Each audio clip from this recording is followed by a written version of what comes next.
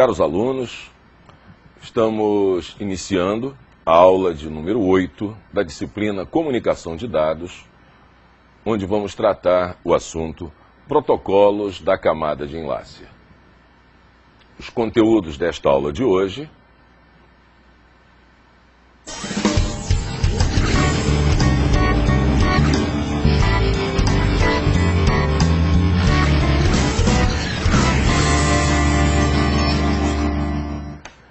na aula de hoje, nós vamos compreender as principais tarefas realizadas pelos protocolos da camada de enlace.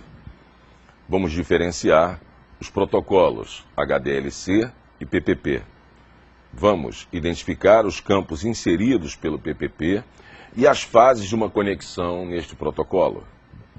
Vamos compreender o contexto de uso dos protocolos de acesso compartilhado. Vamos identificar os protocolos de acesso ao meio compartilhado conforme a sua classificação, ou seja, particionamento do canal, acesso aleatório e protocolos de revezamento. Os estudos que nós vamos fazer nessa nossa aula de hoje, nós vamos nos referir a dois serviços bastante específicos. Nós vamos ver a organização dos bits que são organizados, ou seja, como os bits se organizam para serem enviados. Isso é o enquadramento de dados. E ainda vamos ver os controles de acesso ao meio, que são ponto a ponto e multiponto ou compartilhado. Isso se refere à oportunidade de transmissão desses dados através dos canais. Controles da camada de enlace. A camada de enlace pode ser dividida em duas subcamadas, conforme a classificação do IEE 802. Temos uma camada de controle do enlace de dados, chamada de Logical Link Control, ou controle lógico do link, e uma outra camada chamada de camada MAC, controle de acesso ao meio. Estas duas camadas, essas subcamadas, elas agregam as principais funções que são desempenhadas pela camada de enlace na realização da sua tarefa. Um outro aspecto também interessante para nós destacarmos é que as tarefas da camada de enlace são desempenhadas pelo hardware de rede, basicamente pela interface de rede que fica entre o dispositivo de processamento, o computador propriamente dito, e o canal de dados. As tarefas atinentes à camada de enlace são desempenhadas pela interface. Interface essa que pode ser uma placa de rede, um modem, enfim, aquele dispositivo que fica entre o equipamento de processamento e o canal de dados.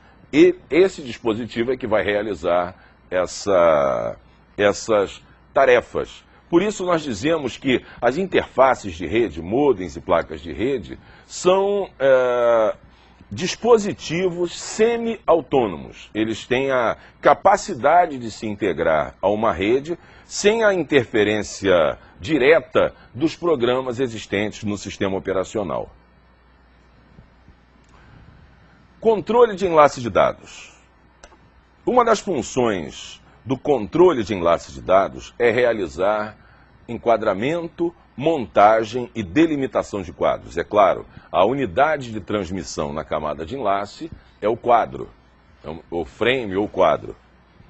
Outros serviços também podem estar presentes na camada de enlace, que são inserção de endereços, controle de fluxo, controle de erro e o controle da transmissão full duplex ou half duplex. Na aula passada nós já comentamos alguns desses aspectos e eles são bastante importantes para nós entendermos esse funcionamento da camada de enlace. Quando falamos, por exemplo, no controle de fluxo, estamos nos referindo a que dispositivos com capacidades diferentes, mas que tenham compatibilidade, podem estabelecer ligação entre si.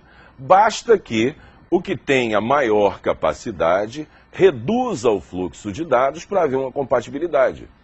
Quando fazemos, por exemplo, uma conexão PPP, é perfeitamente viável um modem com qualidade máxima de 14.4 conectar-se com outro modem de 56. Basta que o de 56 baixe o volume de dados, ele reduza o volume de dados que estão sendo enviados, porque um fluxo maior não seria suportado pelo de 14.4, que é mais lento.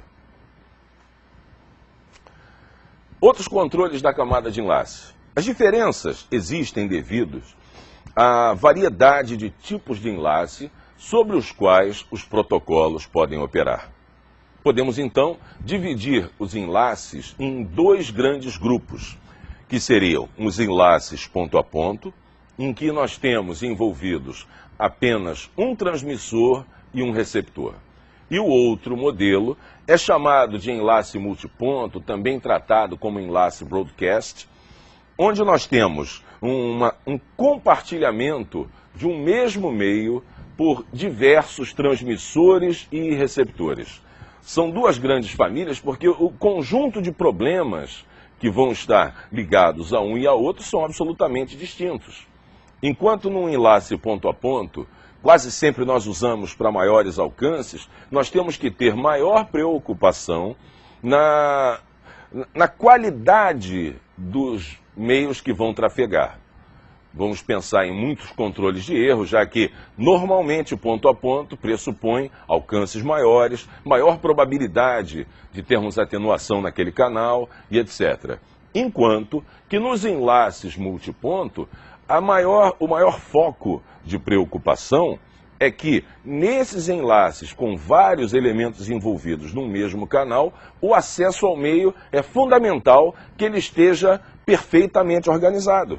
São vários dispositivos no mesmo canal e quando dois ou mais transmitem ao mesmo tempo, nós temos um entrelaçamento de bits oriundos de diversas fontes, o que faz com que o conteúdo que vai chegar a todos seja incompreensível. Nós chamamos isso de colisão.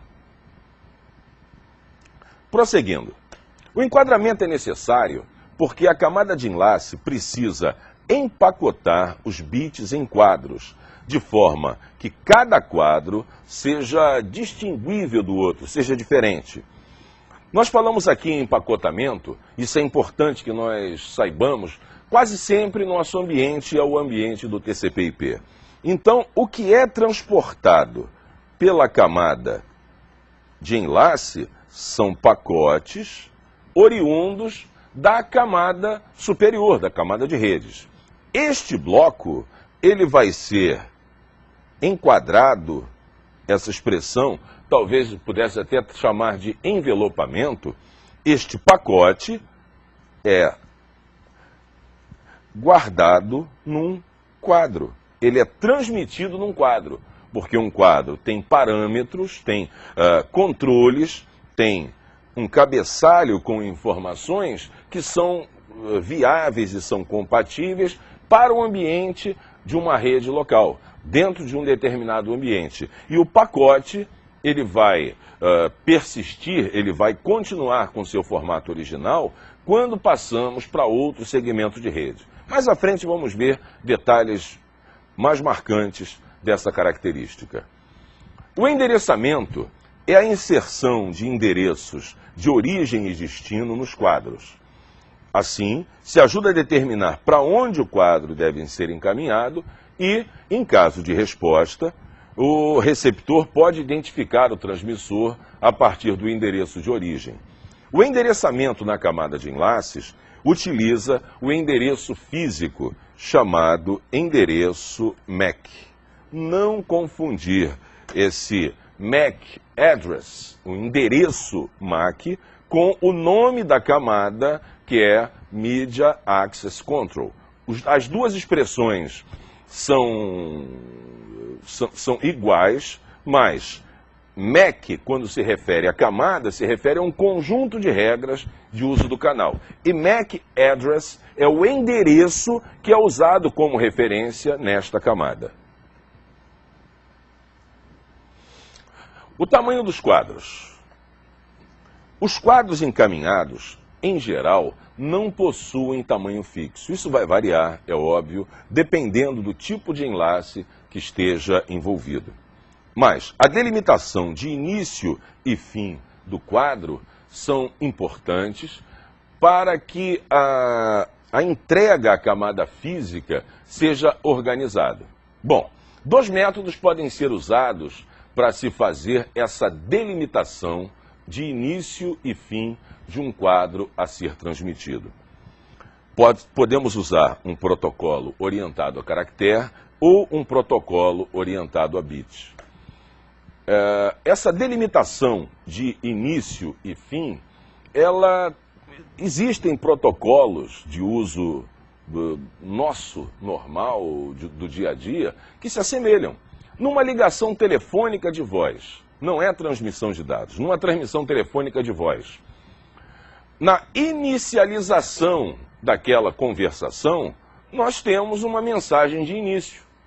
É quando o receptor diz alô. E, ao mesmo tempo, um tchau, saudações, um abraço, seria o encerramento desta transmissão. Ou seja, são partes da mensagem que são usadas para início e final. Com muito mais razão, há que haver um delimitador de início e final quando fazemos uma transmissão de dados. Nos enlaces ponto a ponto, esses possuem normalmente uma quantidade de problemas reduzido quando comparado com enlaces multiponto. Nos protocolos ponto a ponto, há maior detalhamento da camada LLC, onde são implementadas as regras de detecção de erro, principalmente por aquele fator que nós já havíamos citado, que se refere a enlaces ponto a ponto, normalmente estão associados a conexões com maior alcance. Quando você envolve um canal que vai ter um maior alcance, enquanto viaja, aquela onda está mais sujeita a agentes externos e, obviamente, mais sujeita à ação de interferências que podem alterar o sinal entre a origem e o destino.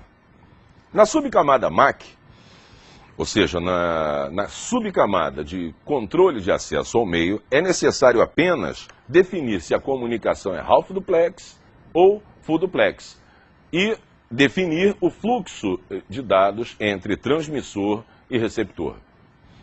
Essa necessidade é muito simplificada nos protocolos ponto a ponto. Nos enlaces multiponto, ou também chamados de enlaces de acesso múltiplo, os enlaces multiponto eles vão dar ênfase aos problemas de controle de acesso ao meio. Bem, existem vários métodos empregados para gerenciamento e uso dos canais. Nós podemos até resumir os protocolos multiponto em 3 grandes grupos.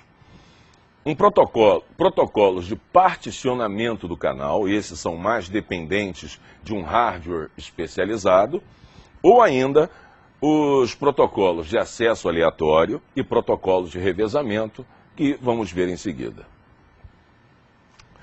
O endereçamento da camada de enlace, ele é feito como? Cada adaptador possui um endereço único, atribuído já na sua fabricação.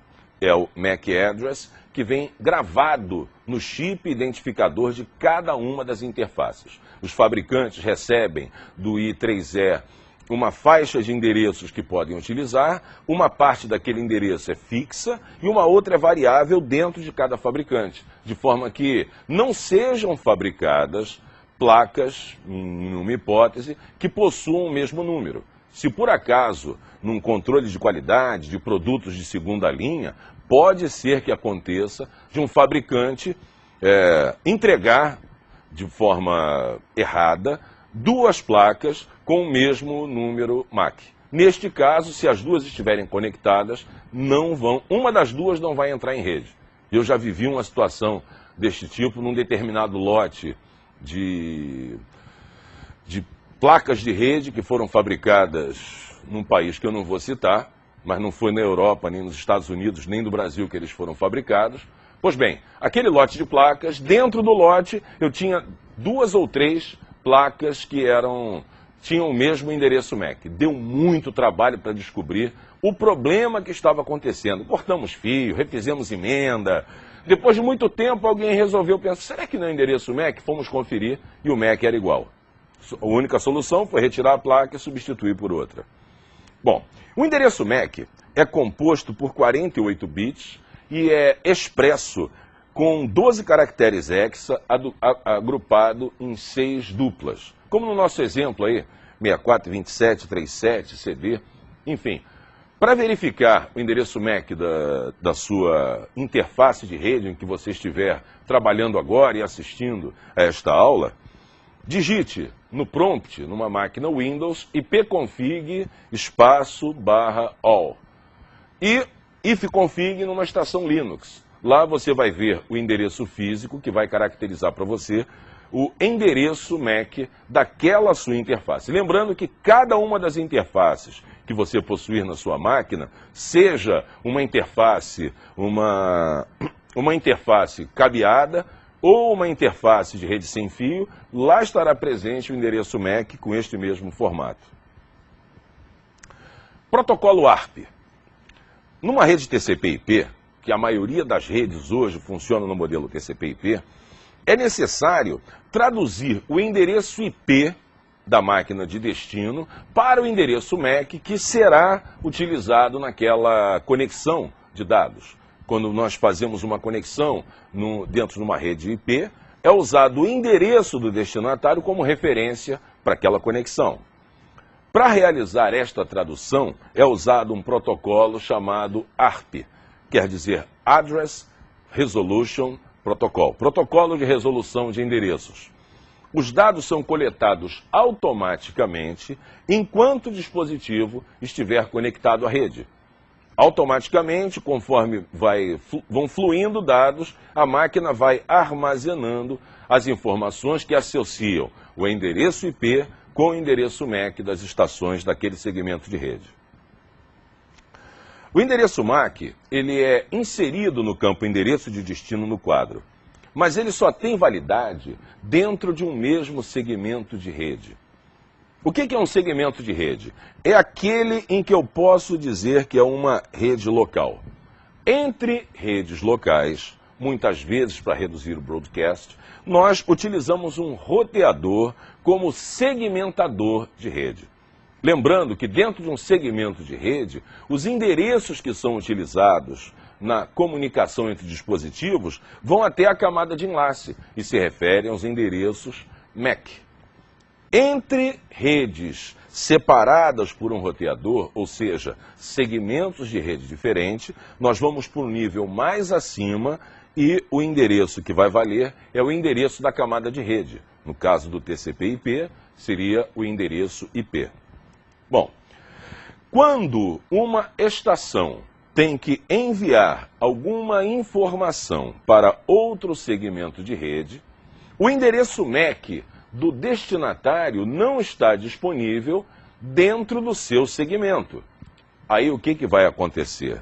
A estação remete para o IP correto, só que ela vai utilizar o endereço MAC do dispositivo da sua rede, que na configuração foi classificado como gateway.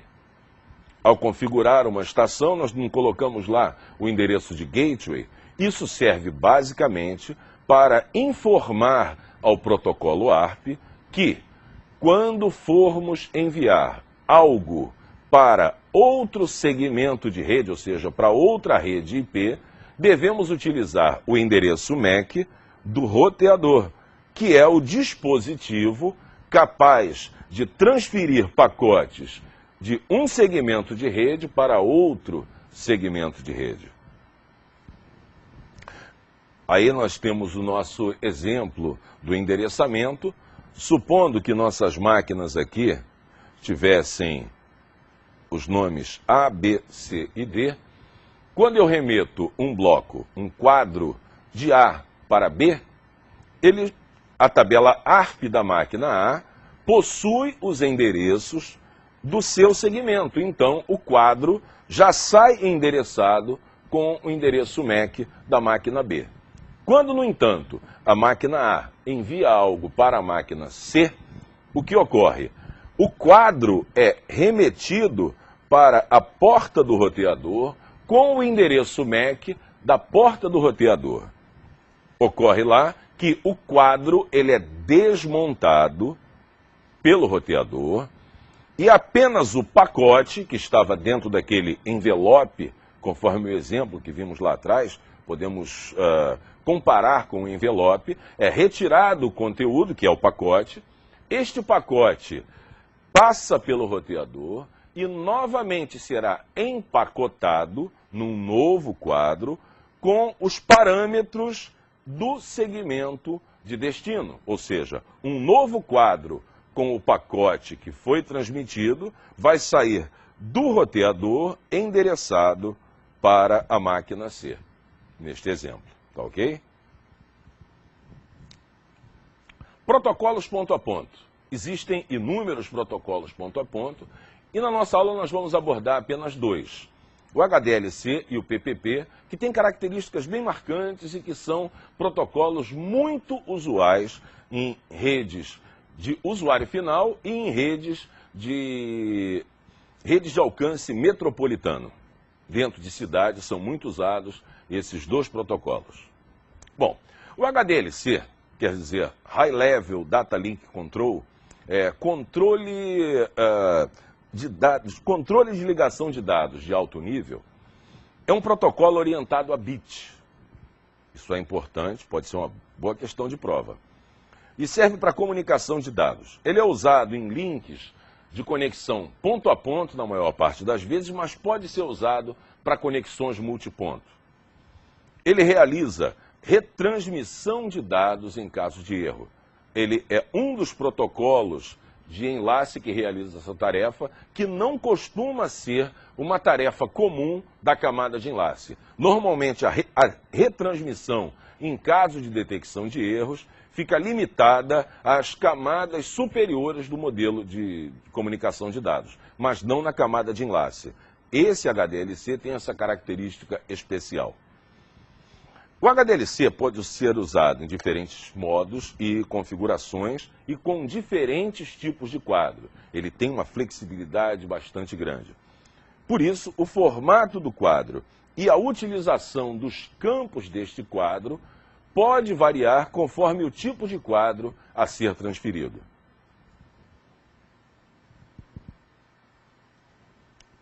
Um quadro HDLC, ele vai ter um delimitador de início e um de final, chamado de flag, e vai ter esse formato de 8 bits, que começa com 0, uma sequência de 6 uns e outro 0. Tanto o delimitador de início quanto de final tem o mesmo formato. Depois ele vai ter um frame check sequence, que é um campo de controle de erro, que ele vai conter aí. E vai ainda, obviamente, ter um campo relativo aos endereços de origem e destino. Esses endereços são os endereços MAC e os dados propriamente ditos, esses dados que nós já tínhamos insistido que seria o conteúdo de um pacote, no caso do modelo TCP/IP. Aquele era um tipo de quadro, mas os quadros HDLC, eles podem ser de alguns tipos diferentes. Eles podem ser frames ou quadros de informação, quadros de supervisão e quadros não numerados. Para cada um desses tipos eu vou ter um formato diferente. Aquele quadro que nós mostramos o endereço são relativos a um quadro de supervisão. Bom, o outro protocolo, que é o PPP, ele vem perdendo espaço dentro dos modelos de conexão, né? O PPP puro é aquele protocolo que é utilizado em modems que utilizam a linha de escada. O uso do canal físico é o canal de dados discados. Ele é o protocolo de acesso ponto a ponto mais comum, mas vem perdendo espaço para outros modelos de